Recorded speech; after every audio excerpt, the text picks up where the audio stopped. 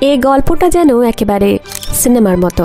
কয়েকটি হারিয়ে যাওয়া খাতা ঘিরে তখন তোলপাড় পড়ে গিয়েছিল গোটা কলকাতায়। বিষয়টি এতটাই গুরুতর ছিল যে সময় নষ্ট না করে বিশেষ তদন্ত দল গঠন করেছিল কলকাতা পুলিশ।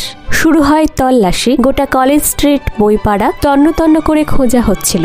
অবশেষে বহু খোঁজাখুঁজির পর পুরনো বইয়ের দোকান থেকে উদ্ধার হয় কয়েকটি খাতা। কিন্তু দুঃখের বিষয়, সব খাতা পাওয়া যায়নি। বইয়ের দোকানদারের কাছ থেকে পাওয়া সূত্র ধরে পুলিশ পৌঁছে যায় বইপাড়ারই এক মুদিখানার দোকানে। সেখানে গিয়ে দেখা যায় হারানো খাতার পাতা ছিঁড়ে ঠোঙ্গা বানিয়ে সর্ষে বিক্রি করছেন ওই দোকানদার। প্রায় 7 কিলো ওজনের রদ্দি কাগজপত্র তিনি কিনেছিলেন মাত্র 12.5 টাকায়। শেষ পর্যন্ত যেটুকু অক্ষত অবস্থায় উদ্ধার করা সম্ভব হয়েছিল সেটাই পুলিশ ফেরত দেয় খাতা হারানো ব্যক্তিকে।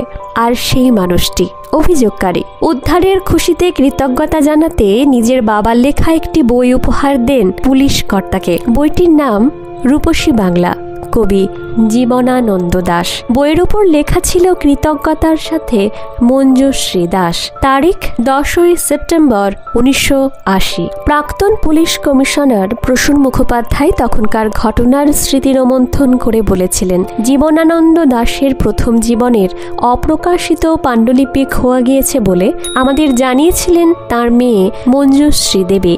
তার কথায় যতদূর মনে পড়ে, মঞ্জুশ্রী দেবী সেদিন মেচেদা থেকে লোকাল ট্রেনে ফিরছিলেন। ট্রেনের কামরায় বসার সিটের তলায় রাখা একটি সুটকেসেই ছিল জীবনানন্দ দাশের সেই অমূল্য পাণ্ডুলিপি। অসংখ্য খাতা, কবিতার খসড়া, হয়তো অপ্রকাশিত পদ্য।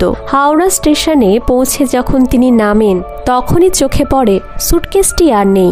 সম্ভবত চোর ভেবেছিল ভিতরে আছে গয়না বা টাকা পয়সা, কিন্তু কিছুই না পেয়ে সে সুটকেসটি রদ্দি কাগজ হিসেবে বেচে দিয়েছিল। পুলিশের তৎপরতায় সেই খাতাগুলির একাংশ উদ্ধার করা গেলেও দুর্ভাগ্যবশত পুরোটা আর কখনো পাওয়া যায়নি। কাউকে দেখানোর জন্য নয়, যেন একান্ত নিজের সঙ্গে নিজের কথোপকথন ছিল তার লেখা। লিখতেন নিভৃতে, তারপর সযত্নে তুলে রাখতেন ট্রাঙ্ক ভর্তি করে। প্রকাশের লোভ, নামের মোহ এসব তার ছিল না। কখনো যদি কিছু ছাপার মুখ দেখেছে, তা ওই ট্রাঙ্কেরই কিছু লেখা, যেগুলো নিজে হাতে বেছে দিয়েছেন।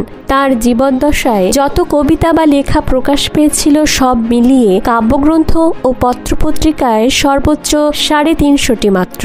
বাকিটা রয়ে গিয়েছিল সেই রহস্য ভরা ট্রাঙ্কের ভেতরে। আর মৃত্যুর পরেই একে একে উদ্ধার হলো সেই অজানা জগৎ। নমস্কার, আমি মন্দিরা। ভিডিওটি ভালো লাগলে লাইক, শেয়ার, সাবস্ক্রাইব করতে ভুলবেন না।